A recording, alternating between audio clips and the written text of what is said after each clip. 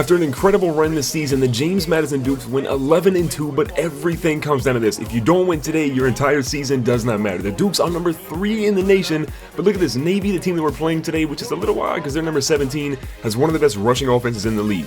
Now, we are number 3 in the nation, as I mentioned before, which is a program best. The first time in program history, we have been inside the top 3, and if we win today, we could possibly move into that number 2 spot. We've got to take care of business on the field. Royce Freeman's going to win your Heisman, just beating out Rock Thomas by about 150, 200 or so votes there.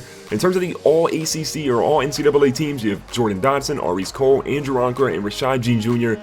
all making first-team All-American. For second-team All-Americans, we only have one guy, that's going to be the defensive side, which is going to be Robert Branch at free safety. And moving on to the all-freshman team, we have a ton of players. Cameron King, Drew Coates, Jordan Dotson, all there on the offensive side. Aries Cole at left end, who had a stellar season, one of the best I've ever seen. Xavier Lewis, the defensive tackle. Matthew Belk, the redshirt freshman. They were cornerback. And Rashad Jean Jr. Yes, that dude is an absolute monster. Can't wait to see him blossom. On the all-ACC side, Jordan Dotson, Stinney, Edwards, all on the offensive side. Defensive side, again, Aries Cole, Asuji, Andrew Ankara, Brett Siegel. Hard to see a lot of these older players leave, but you have Robert Branch and Rashad Jean Jr. There on the defensive side as well. And then the all-ACC second team, we have Cardon Johnson, John Miller, Richard Zoo is going to be there at right tackle. Moving down, we have Kyrie Hawkins, kind of the unspoken leader. Doesn't really get a ton of attention. Trevor Barrow at cornerback there. And then our man Kyle Black, the punter. Yes, the true freshman punter gets there as well. And moving on, the Maxwell and the Walter Camp Award are won by the same guy in Gaskin. Jordan Dotson wins the Mackey Award for the first time in program history. JMU has someone win the Mackey Award. In my opinion, he was without a doubt the best tight end in the nation. Now we're going to get this game started, and we want to make sure we involve Cardon Johnson and Jordan Dotson today. Those guys have been carrying us all season long. Cardon Johnson with 18 rushing touchdowns this season needs about 150, 160 yards to make sure he gets 1,000 comfortably. So we're going to try and get him the rock plenty of times today. Now Jordan Dotson hauls one in for 18 yards there. Joe Disher's feeling pretty comfortable in that pocket so far. Now 2nd and 15, a pass across the middle. This one is just deflected by Navy. What a play by Cameron Bryant. Completely extends out there and keeps that one from being a first down. Now 3rd and 15, the blitz is coming heavy and Joe Disher gets lit up. That offensive line for JMU looked horrible against this pass rush. Look at that. So many people broke through and we could not stop what Navy did there. So still a 0-0 ball game. We're able to get their quarterback in the backfield. Will Worth is going nowhere. That's what Kyrie Hawkins says. Kyrie Hawkins is a guy that, again, a lot of people thought he would be a first-team All-American. Didn't end up getting that honor. But look at this. Barrow comes up with a huge interception. Just steps out of bounds. But what a play by the JMU defense. It doesn't feel like they get too many turnovers this season, but what a play to get that interception and to get the ball back into JMU's hands. Now 2nd and 11, Joe Disher's going to fumble this one. Cardon Johnson's going to end up keeping it. Looks like Disher tried to pitch that one outside, but he couldn't hold on to it long enough. Fortunately, though, JMU recovers. Now a pass across the middle goes to Ishmael Hyman, the senior. This is going to be his last game. Lots of seniors on the JMU offense and defense. We want to make sure they go out with a W today. Now 2nd and 2, Jordan Dotson's going to move back in motion. Disher fakes the read option, keeps it a little bit, pitches it out. This time he doesn't fumble it. Jordan Dotson with the nice little juke. He keeps going and he gets down at the 12-yard line. What a juke and what a run by Jordan Dotson. Disher rolls to the right-hand side, throws it off his back foot. That one's nearly intercepted on 3rd down. That's going to force 4th down in the red zone, which should be a pretty easy field goal for us. So we line up. Payne's going to kick this one, and Payne gets that field goal to drop. So that gives us a 3-0 lead here early in the ball game against Navy.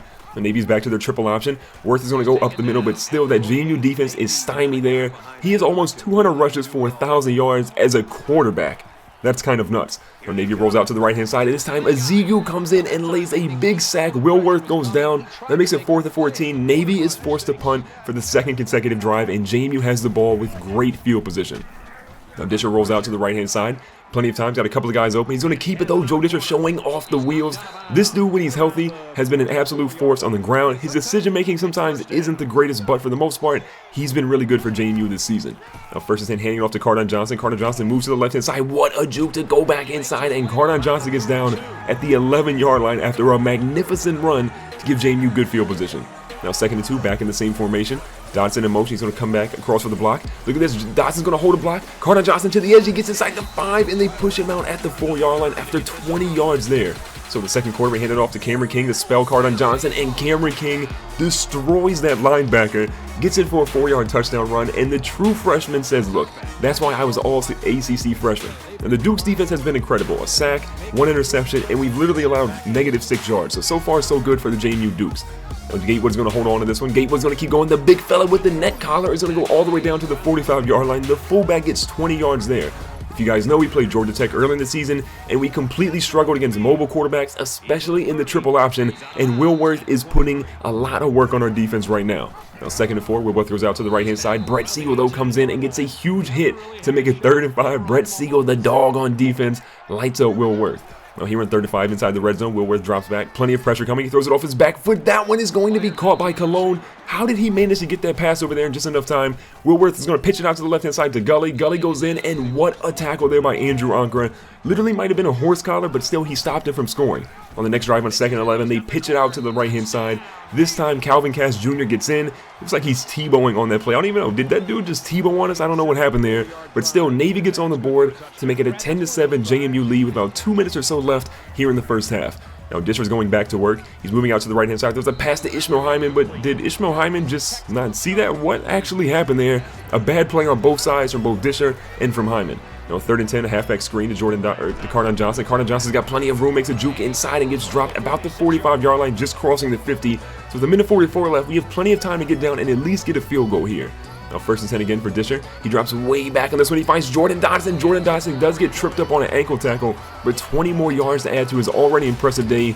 3 catches, 50 yards in the day is pretty good for Jordan Dodson. Now pass to the left-hand side, and Ishmael Hyman hauls it in, gets hit hard, but still holds on to it. So 1st and goal, under a minute left, we pitch it out to Cardon Johnson, and Cardon Johnson gets his 19th rushing touchdown of the entire season. 5-yard play there, another one.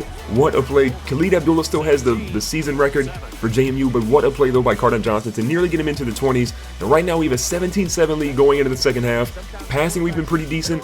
Rushing, we've been pretty decent, but most importantly, we've held on to the ball and we haven't turned it over. Now Navy has the ball to start the second half. Brett Siegel's going to come in and try to get the tackle. He unfortunately can't get it, but Robert Branch is going to drop him and to make it 3rd and 4. Now 3rd and 4, they go back to the triple option, and Worth is going to keep this one. Worth has all the room in the world until Charles Tudd brings him down after 19 yards. On 3rd and 2, they have a backup quarterback, and it looks like Will Worth actually got hurt in that play, so their backup quarterback is going to come in and see if he can do some work. Now Will Worth is going to actually come back in. Must have been a stinger. He seems to be fine now.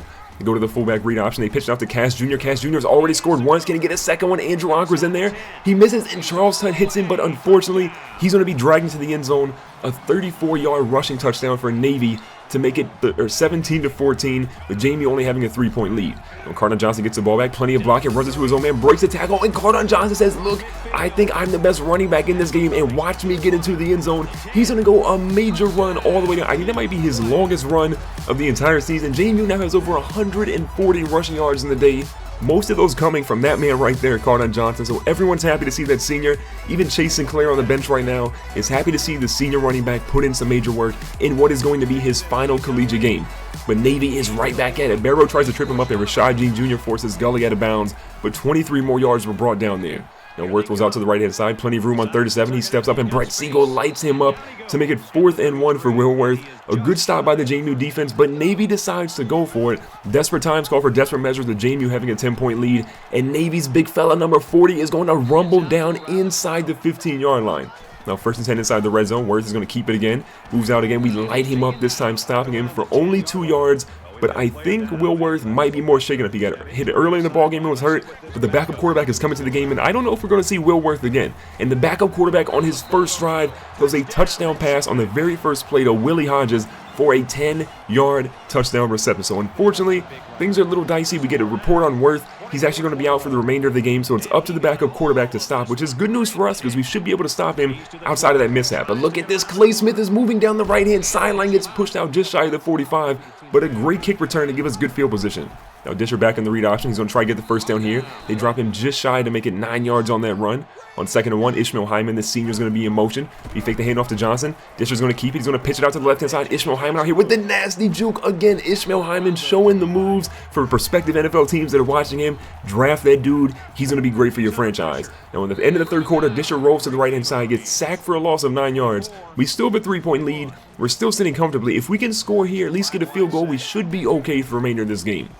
In the 4th quarter on 3rd and 19, Disher looks a little confused. We get it to Sean McMahon with the nasty spin move, but he spins again for some reason. He only gets about 4 or 5 yards in that play to make it 4th and 14. But JMU goes for it. Mike Houston says, go for it, young fellas. Let's see if we can get this first down and put this game away. Disher goes back. but he gets hit as he throws. He holds onto it, doesn't fumble, doesn't throw an interception here. But a great play by Navy's defense to break through JMU's offensive line and get a major sack. Now, Navy has the ball back. The backup quarterback still in the game. He does a crazy reverse pivot, and he's going to keep this one. He runs into his own man. No, he should have been gone. If he didn't run into his own man, I think that might have been a touchdown there. So 2nd and goal for Navy. They're looking for something major here. Got a man in motion on the triple option. They pitch it out to the left-hand side. Gully's going to go in, and Brett Siegel can't bring him down before he gets into the end zone. Things just got a little nerve-wracking for JMU. For the first time in the entire ball game, JMU is trailing 28-24. They have a lot of work to do. Now Disher's going back, but the offensive line lets him down again. A loss of 10 yards. Disher has been hit so many times today. By far the most he's been hit in an entire season in his career. Now 2nd and 20, Disher drops back. He throws one as he gets hit. This is not looking like the Joe Disher we're used to seeing, and it's not looking like the offensive line that JMU has put up all season long. Disher doesn't even have 100 yards passing right now. Now 3rd and 20 for Disher, and he gets hit to make it 4th and 30. What is happening to JMU? They're forced to punt with 2 minutes left. They need to get a major stop, but Navy has great field position. But this time we end up lighting up the backup quarterback. Kenneth Mouton gets dropped for a single yard there, so make it 2nd and 11, and we use our first timeout. Now Navy goes back to the read option, and this time Mouton's going to go up the middle barrow, and it looks like someone else is going to bring him down. But they nearly have 300 yards rushing, and Mike Houston is not happy, so we call another timeout. Only one left. Here's what the deal is. If JMU gets a stop here, the game is still on the line, but unfortunately, Navy is going to get the first one that they need, and Coach Mike Houston knows JMU has lost in the Orange Bowl. They had a chance to have the best season in program history. Joe Disher did not play at his A game today. The offensive line did not play in their A game today. Calvin Cass Jr. ends up getting the player of the game with 6 carries, 49 yards, and 2 touchdowns. Nothing crazy, but still, Navy is going to find a way to walk out of here as the Orange Bowl champions. And this should definitely be JMU. JMU is depleted. The team did so well, but today they just did not show up in the biggest moment. So Disher went 8 for 14 for 98 yards. Joe Disher also had negative 22 rushing yards, a career low for him. Cardon Johnson, though, played well in his final game, 2 touchdowns, over 100 yards. Jordan Dodson did well in the first half, but did not see a single reception in the second half. Kyrie Hawkins and the rest of the squad played well, but this will be the final episode for a couple of weeks. We're going to take a quick break from this series, so on Saturdays, you won't see this series until about the summertime. So if you enjoyed this series, make sure to hit the like button. Don't forget to subscribe. Check the playlist on the screen, and I'll catch you guys on the very next video, which will have the off-season, the recruitment, and everything else that you need to know.